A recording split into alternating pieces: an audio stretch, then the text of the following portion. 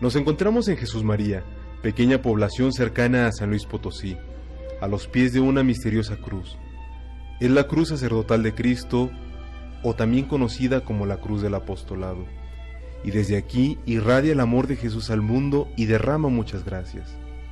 Esta cruz fue implantada hace más de 100 años por iniciativa de una mujer potosina de una espiritualidad muy profunda, casada y madre de 9 hijos, María de la Concepción Loreto Antonia Cabrera Arias, que de cariño le decimos Conchita. Esta es su historia. Nació el 8 de diciembre de 1862 en la fiesta de la Inmaculada Concepción, por eso lleva ese nombre. Fue una época en la que el país pasaba por cambios muy intensos y violentos. Son los tiempos de la intervención francesa en México. Mis padres fueron Octaviano Cabrera y Clara Arias. Mi padre era muy caritativo con los pobres. No podía ver una necesidad sin aliviarla. Era de carácter alegre y franco. Mi madre era una santa. Quedó huérfana de 2 años y sufrió mucho. Se casó a los 17 años y fuimos 2 hermanos, 8 varones y 4 mujeres. Yo fui la número 7 entre 2 hombres, Juan y Primitivo el jesuita. Su educación escolar se vio afectada por la situación del país. Las leyes de reforma habían expulsado la mayoría de religiosos y religiosas, incluyendo los que impartían educación pública. Su madre contrató a la señorita Santillán, que le daban clases en casa, pero a ella lo que más le gustaba era tocar el piano y cantar, y les dedicaba muchas horas. De cosas de casa nos enseñó mi madre, desde fregar suelos hasta bordar. A los 12 años yo llevaba el gasto de la casa, y en la hacienda aprendí a ordeñar, a hacer pan y cosas de cocina. Nunca nos dejaba mi madre en la flojera. Ni a mi padre ni a mi madre les gustaban los berrinches. Mi madre nos enseñó a ser serviciales.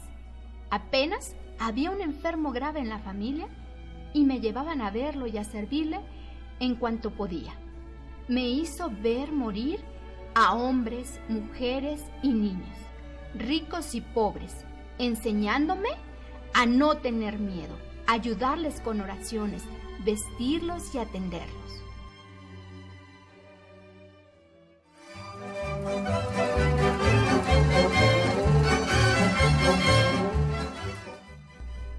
Como era costumbre en esa época, desde los 13 años asistía a bailes de familia.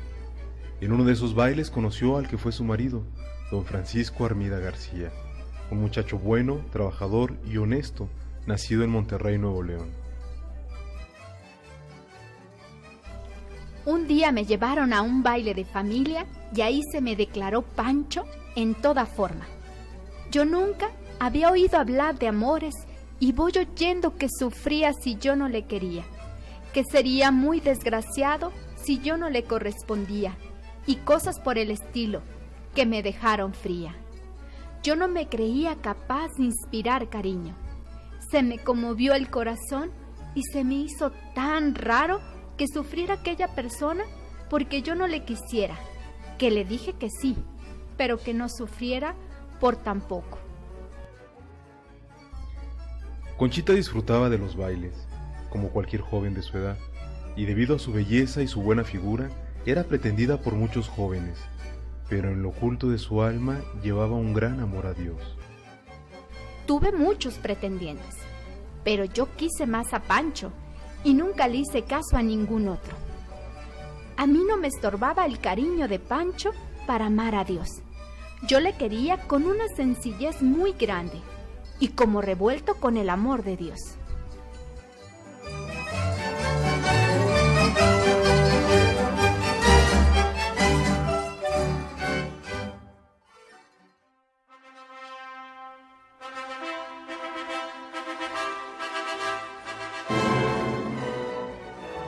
El día 8 de noviembre se efectuó mi matrimonio con el señor Francisco Armida.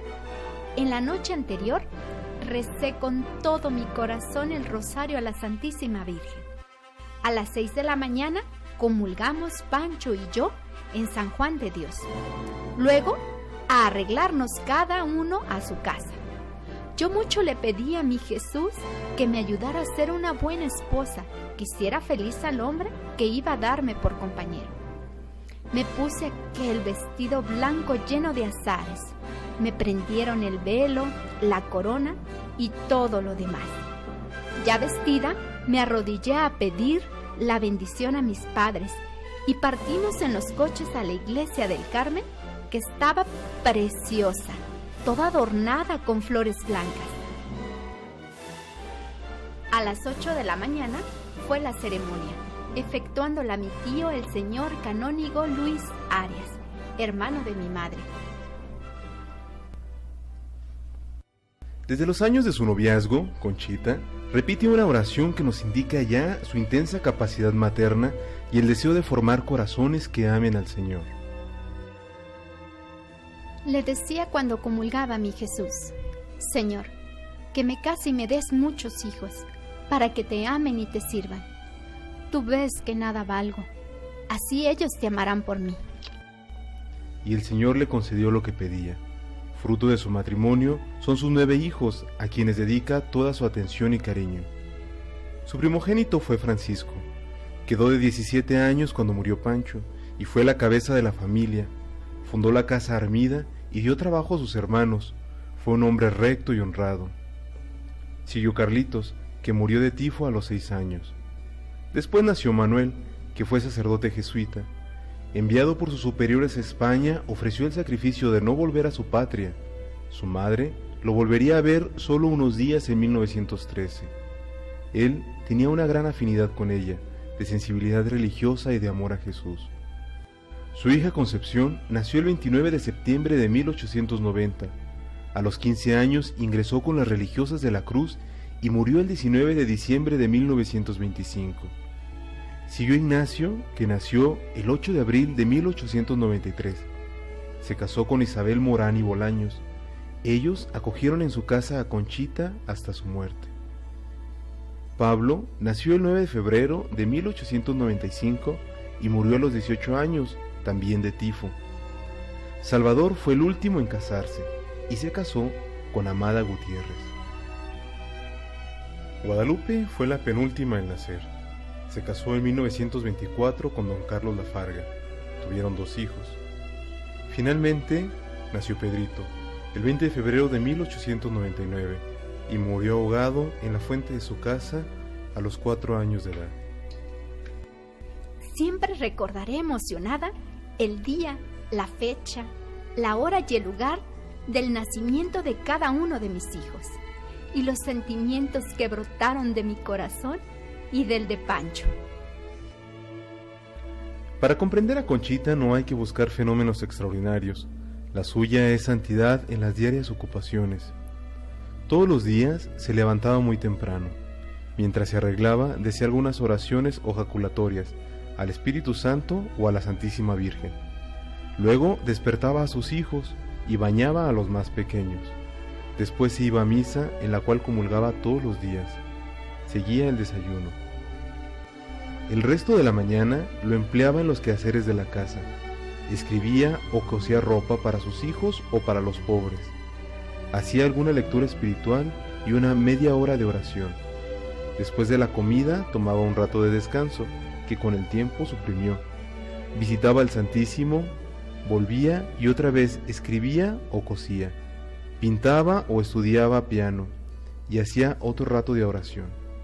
Disponía lo necesario para la cena, rezaba el rosario con sus hijos y con los criados, platicaba un rato con ellos, les daba consejos, luego cenaban y se acostaban. A las 2 de la mañana, Conchita se levantaba para hacer 1 hora por lo menos de oración.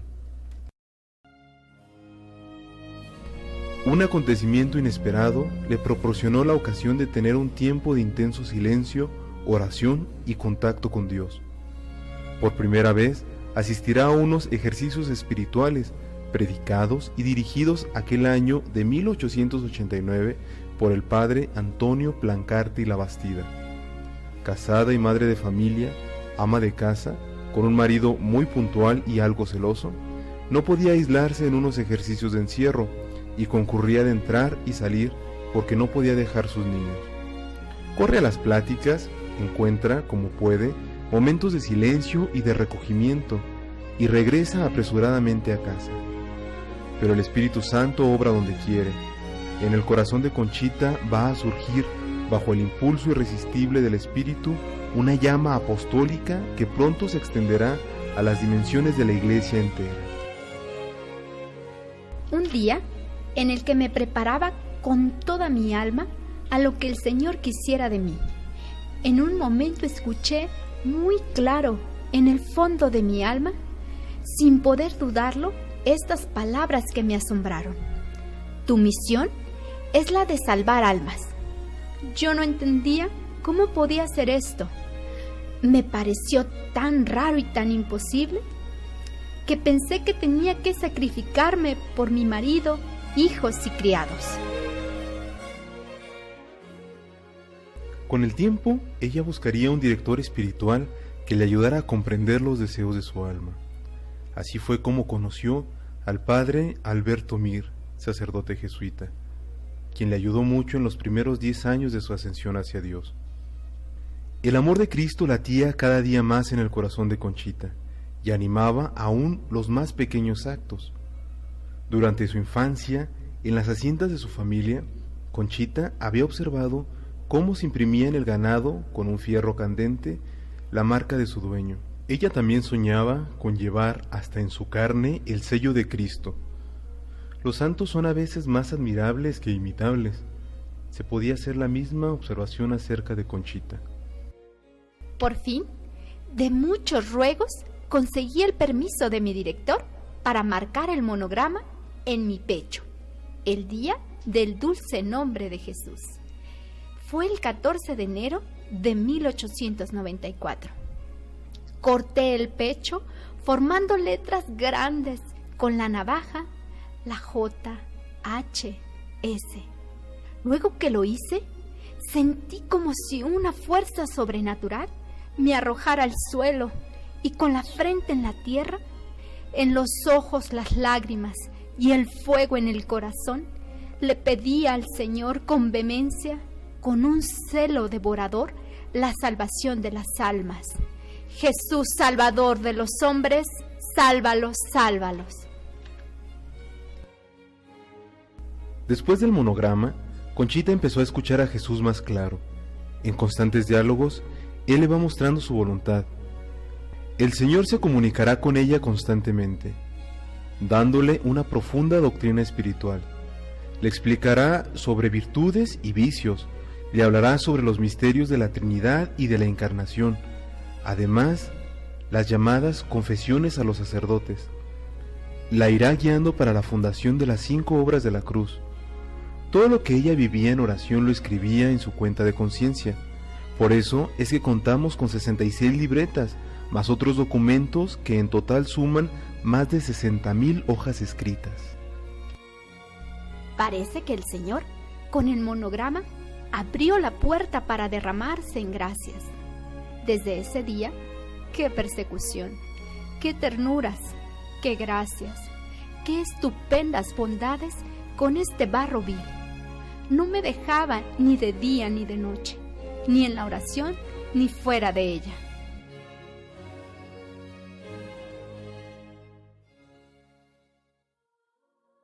Algún tiempo después del monograma, estando Conchita en oración en la iglesia de la Compañía de Jesús, en San Luis Potosí, tuvo una visión muy particular. Estando en oración, voy viendo una paloma blanca en medio de un gran fuego, como rayos de luz claros y brillantísimos.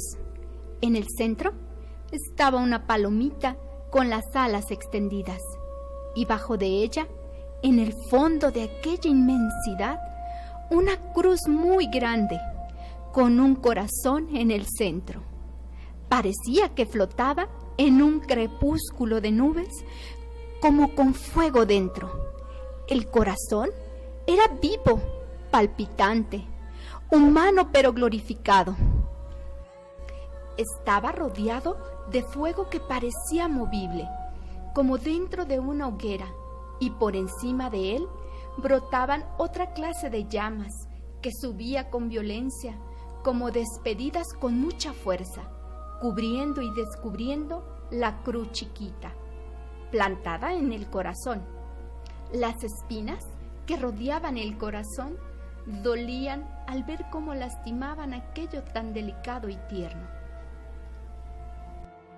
Le di cuenta a mi director y me escribió en un papel: tú salvarás muchas almas por medio del apostolado de la cruz.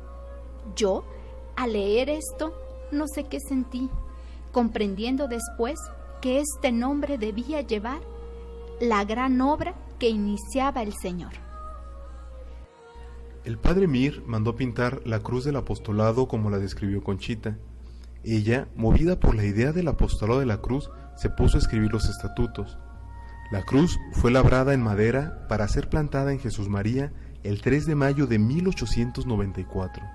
Ese mismo día dio inicio el apostolado de la cruz. Canónicamente fue erigido como asociación al año siguiente, el 3 de mayo de 1895, por el venerable Ramón Ibarra y González, entonces obispo de Chilapa, Guerrero.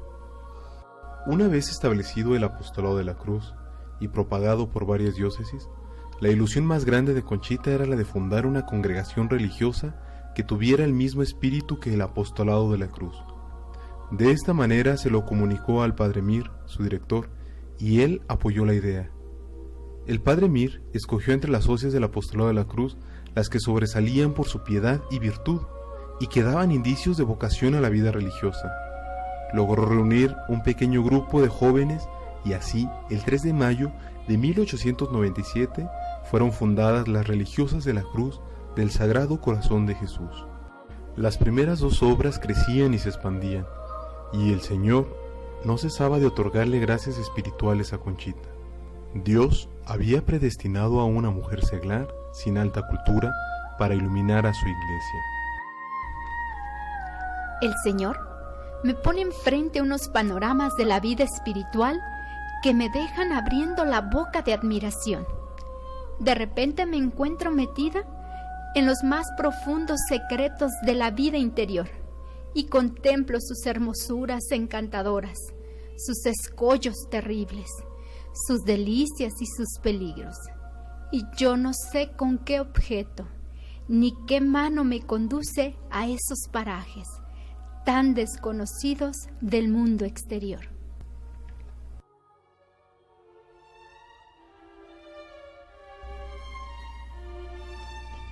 Pero en medio de la intensidad de la vida espiritual, Conchita jamás deja de lado a su familia. Es una esposa amorosa y una madre muy entregada, hasta que el Señor en 1901 llamó a su lado a Pancho, que, con mucho dolor y pena, dejó partir Conchita. El día 17, a las 7:05 de la noche, se llevó el Señor a mi esposo, que me había dado en la tierra durante 16 años, 10 meses y 9 días. El Señor me lo dio, el Señor me lo quitó. Bendito sea tu nombre.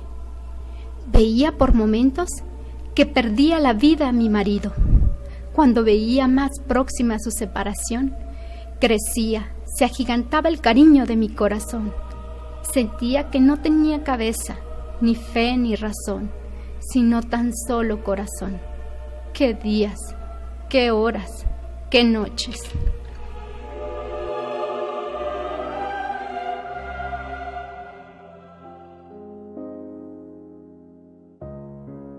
Los primeros días de su viudez fueron terribles para Conchita.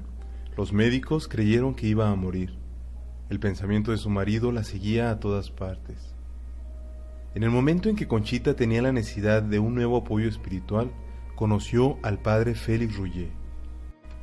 El día 4 de febrero de 1903, sentí que una fuerza interior me impulsaba a ir al templo del colegio de niñas. Toqué el timbre y al bajar vi un sacerdote desconocido, al cual me le acerqué al confesionario a confesarme. Sentí un impulso extraordinario para abrirle mi alma, para hablarle de la cruz, de los encantos del padecer. de los primores del dolor. Yo sentía el repercutir de mis sentimientos en su alma. Veía cómo penetraba hasta el fondo mis palabras, que creo que entonces no eran mías, porque yo me oía hablar con un fuego, con una facilidad, con algo muy grande que no era mío, era de la palomita divina. Dios había colocado a un santo cerca de Conchita. El padre Félix no era un soñador, sino un hombre equilibrado y realista, de sólido buen sentido, inquebrantable como la roca de las montañas de Subernia. Pero el padre Félix no duraría mucho a su lado. El Señor le había dicho a Conchita que él sería el fundador de la congregación de hombres, y por ese motivo viaja a Francia a pedir permiso de sus superiores, quienes lo negarían, prohibiéndole cualquier comunicación con Conchita o con los obispos mexicanos. 10 años duraría el destierro. En 1914 regresaría a México y en la Navidad de ese año fundaría la Congregación de los Misioneros del Espíritu Santo. Hasta el ocaso de su vida, el padre Félix y Conchita trabajaron juntos en la fundación y desarrollo de las obras de la cruz, pidiéndose mutuamente consejo. Los dos se visitaban para comunicarse sus proyectos y hablar largamente de Dios en una purísima y santa amistad. De esta manera avanza hacia Dios. Sus hijos la necesitan en casa. Sin descuidar nunca los deberes de su estado, encuentra tiempo para continuar su apostolado de la cruz. Hace oración, escribe su diario por obediencia al director espiritual, camina hacia Dios a través de alternativas de luz y oscuridad, de dificultades cotidianas y alegrías. La gracia divina la invade más y más. Aún con el vacío que siente por la muerte de su esposo, Conchita continúa respondiendo a las gracias que Dios le da. El 25 de marzo de 1906, Dios le da la gracia central de su vida, la encarnación mística. Esta es una gracia que Dios le concedió adaptándola a su persona, es decir, ser madre en toda la extensión de la palabra. La encarnación mística puede ser entendida como la unión entre una madre y su hijo cuando está en el seno. Conchita de esta manera estaba unida a Jesús. Es la más grande de las gracias que Dios concede. Su vida continúa, las obras de la cruz se expanden y Conchita en 1917 entra a la última etapa de su vida imitando a María en su soledad. Conchita sufrirá mucho en este periodo por el alejamiento de sus familiares, pues todos sus hijos se han marchado, algunos al cielo, otros siguiendo su propia vocación. Sufrirá por las enfermedades que se le agudizarían en este tiempo y por la resequedad espiritual. Ella, que durante años escuchó la voz de Jesús tan suave y tierna, que cuando hablaba Conchita sentía que su corazón se derretía junto con el de él, de pronto esta voz se fue alejando poco a poco hasta dejarla en su soledad, hasta su muerte el 3 de marzo de 1937.